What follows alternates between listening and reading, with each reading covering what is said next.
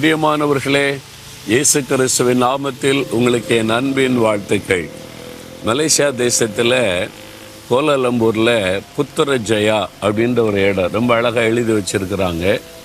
இங்கே தான் பிரதம மந்திரனுடைய பெரிய அலுவலகம் இருக்கிறது.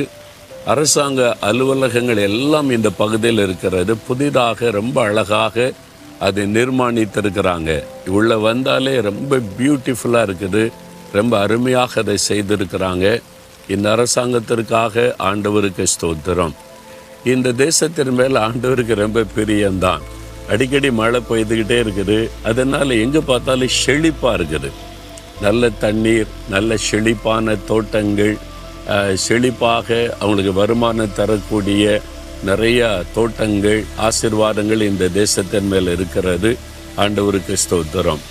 இப்பொழுது இன்றைக்கு உங்களுக்கு ஒரு வசனம், உபாகமம் 4ஆம் அதிகாரம் 31வது வசனம்.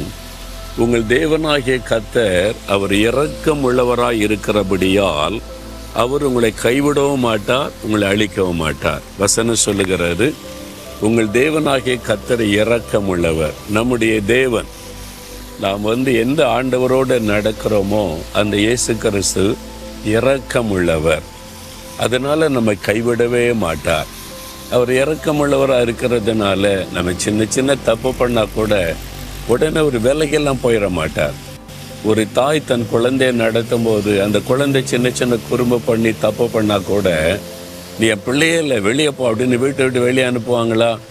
இல்லை, கோவப்படுவாங்க, கொஞ்சம் கடிந்து கொள்ளுவாங்க, ஆனால் அணைத்து கொள்ளுவாங்க. என்ன குழந்தை மேலே அவங்களுக்கு ரொம்ப இரக்கம். இந்த தாயினுடைய இரக்கத்தை விட இயேசுடைய இரக்கம் பெரியது. ஏன்னா நமக்காக சிலுவையில் தன் ஜீவனையே கொடுத்திருக்கிறார்ல. நான் என் வாழ்க்கையை திரும்பி பார்க்கிறேன்.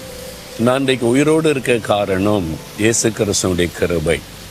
அவர் எனக்கு அற்புதம் செய்து என்னை ரட்சித்து ஊழியக்கான ஆன பிறகு கூட என் வாழ்க்கையில் எத்தனையோ குறைபாடுகள் இருந்திருக்கிறது. ஆண்டவர் வேதனைப்படும்படியான காரியங்களை நான் செய்திருக்கிறேன்.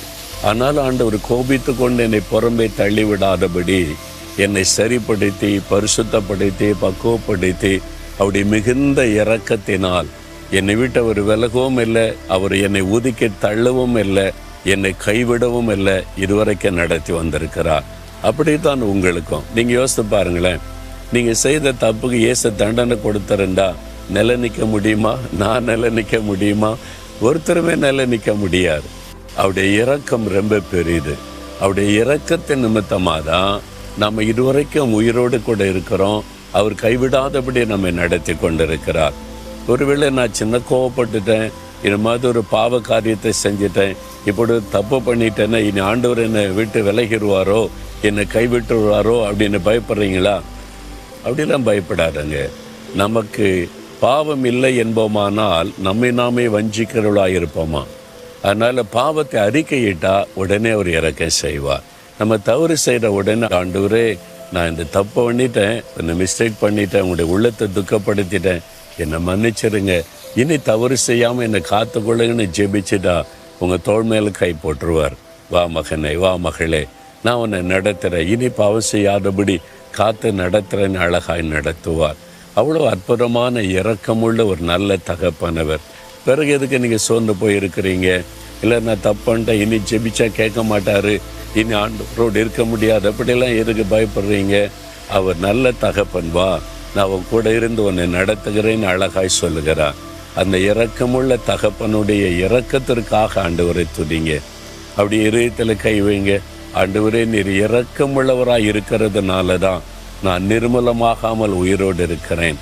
நீர் இரக்கமுள்ள தேவனாய் இருக்கிறதுனால என்னை கைவிடாமல் நடத்துகிறீர். கடைசி வரை என்னை கைவிடாமல் நடத்துவீர். அதற்காய் ஸ்தோத்திரம்.